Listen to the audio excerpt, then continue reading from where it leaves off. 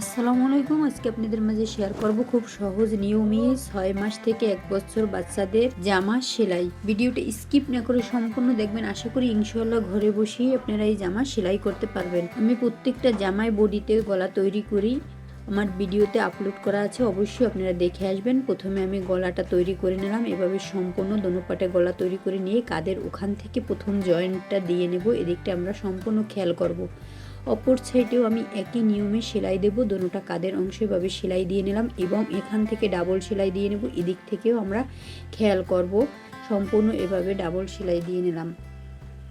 বা সম্পূর্ণ কাঁধের ওখানে আমার সেলাই কমপ্লিট। এখন আমি কাপড়টাকে খুলে এভাবে ধরে বাইল পাশ করে সম্পূর্ণ ঘেঁষে গলার পট্টির ওখান থেকে ঘেঁষে একটা চাপ সেলাই দিয়ে যাব। সম্পূর্ণ চাপ সেলাই দিয়ে নিলাম। এখন কাপড়টাকে উল্টা পাশ করে ধরে আমি গলার পট্টির অংশ সেলাই করে নেব। আপনারা চাইলে এখান থেকে তুর পিন করেও নিতে পারেন। হাত দিয়ে এভাবে সম্পূর্ণ ঘুরিয়ে সেলাই দেব। দেওয়ার সময় আমরা একটু খেয়াল করে সেলাই দেব যাতে কোনো কাপড় ভিতরে ভাঁজ খেয়ে না থাকে। সম্পূর্ণ এভাবে সেলাই দিয়ে নিলাম। গলার অংশ সেলাই কমপ্লিট। এখন আমি বডির অংশের উপরে হাতার মুখের অংশে যে আমি পাইপিং করব, পাইপিংয়ের কাপড়টাকে এভাবে ধরে লম্বাভাবে জয়েন্টটা প্রথমে দিয়ে নেব বা সম্পূর্ণ জয়েন্টটা দিয়ে নিলাম। এখন আমি এভাবে কাপড়টা প্রথমে একটা ভাঁজ দিয়ে নিলাম, পরে আর একটা ভাঁজ দিয়ে এভাবে সেলাই করে নেব। এখান থেকে কিন্তু আমরা যে সেলাইটা দেব একুরেট মাপে চিকন করে পাইপিংয়ের অংশটা সেলাই দিয়ে নেব।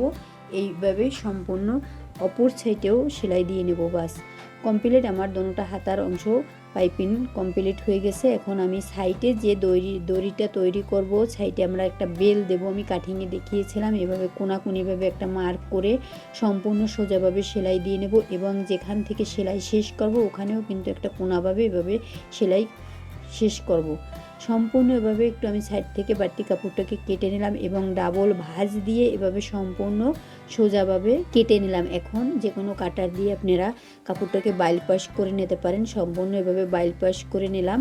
এভাবে কোনাকুনি হয়েছে। আমাদের সাইডের বেলটা কিন্তু এভাবে হবে। সম্পূর্ণ আমার বেল্ট সেলাই কমপ্লিট। এখন আমি গলায় যে মালা তৈরি করব, কুচি দেব গলার অংশে, আমি এভাবে কাপড়টাকে খুলে উল্টা পাশ করে ধরে চিকন করে সেলাই দিয়ে নেব। অপর সাইডেও একই নিয়মে সেলাই দেব। দোনোটা সাইড এভাবে প্রথমে সেলাই দিয়ে নেব। বাস সম্পূর্ণ এভাবে সেলাই দিয়ে নিলাম। এখন আমি বডির অংশ এভাবে খুলে ধরে আমি যেখানে সিম্পল ডিজাইন করেছিলাম ওখান থেকে এভাবে চক দিয়ে এটা মার্কিং করে নিলাম নতুনদের বোঝার সুবিধার জন্য। এভাবে কাপড়টাকে একটা প্রথমে ভাঁজ দিয়ে কাঁধের ওখান থেকে যে সেলাইটা দেব এভাবে ভাঁজ দিয়ে আমরা কুচিগুলো বসিয়ে নেব।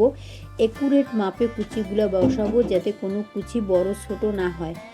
একুরেট মাপে এভাবে সম্পূর্ণ ঘুরিয়ে আমি সে কুচিগুলো বসিয়ে নেব বা সম্পূর্ণ আমি এভাবে কুচি বসিয়ে নিলাম। এখন আমি কাপড়টাকে সোজা করে ধরে বেল্টের অংশ সাইড থেকে আগে এভাবে জয়েন্টটা দিয়ে নেব, তাহলে আমাদের সহজ হবে। দোনোটা সাইডে একই নিয়মে এভাবে জয়েন্টটা দিয়ে নিলাম। এখন কাপড়টাকে আমি একদম সোজা করে ধরে বডির অংশ এভাবে ইঞ্চি টিপ দিয়ে একুরেট মাপে দিয়ে এভাবে একটা চক দিয়ে দাগ কেটে নিলাম যে আমাদের মাপটা একুরেট হয়, তাহলে আর বড় ছোট হবে না। এভাবে মেপে যদি আমরা সেলাইটা দিয়ে নিই বা সেখানেও ডাবল সেলাই দিয়ে নেব, একই নিয়মে অপর সাইডে সেলাই দিয়ে নেব। বা সম্পূর্ণ আমার বডির অংশ সেলাই কমপ্লিট। এখন আমি নিচের ঘেরের অংশ বডির অংশের সঙ্গে এভাবে ধরে দেখে নেব যে আমাদের মাজা থেকে যে জয়েন্টটা হবে একুরেট মাপে আছে কিনা। এভাবে দেখে সম্পূর্ণ আমি টপ সিটের অংশ ঘেরের অংশের ভিতরে রেখে এভাবে উল্টা পাশ করে ধরে আমি জয়েন্টটা দিয়ে নেব। এখানে জয়েন্টটা দেওয়ার সময় খুব আলতা হাতে সেলাইটা দেব যাতে আমাদের কোনো কাপড় ভিতরে ভাঁজ খেয়ে না থাকে এবং সেলাইয়ের মধ্যে চলে না যায়। এখানে কিন্তু আমি ডাবল সেলাই দিয়ে নেব বা সম্পূর্ণভাবে সেলাই দিয়ে নিলাম। এখন নিচের ঘেরের অংশ প্রথমে একটা ভাঙ্গা দিয়ে সেলাই দিয়ে নেব, কারণ এখানে আমাদের রাউন্ডটা অনেক বেশি ঘের। বাস পরে আর একটা এভাবে ভাঙ্গা দিয়ে সেলাই দিয়ে নেব।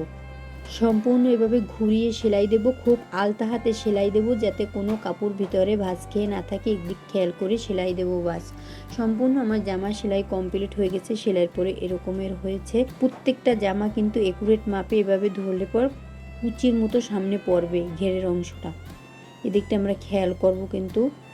বা সম্পূর্ণ জামা কমপ্লিট। আমার ভিডিওটা যদি আপনাদের ভালো লেগে থাকে তাহলে লাইক কমেন্ট শেয়ার ও সাবস্ক্রাইব করে আমার পাশে থাকবেন। আজকে এই পর্যন্তই। আল্লাহ হাফেজ।